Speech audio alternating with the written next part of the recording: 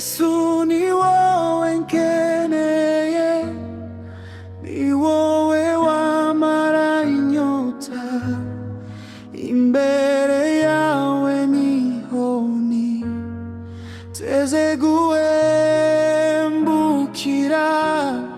Umunsi umwe imbere yawe uruta ibihumbi hanze. Yesu reka nze nkwegere, nduhukire imbere yawe. Yesu ni wowe nkeneye, ni wowe wamara inyota, imbere yawe niho niteze guhembukira. Umunsi umwe imbere yawe uruta ibihumbi hanze. Yesu reka nze nkwegere, nduhukire imbere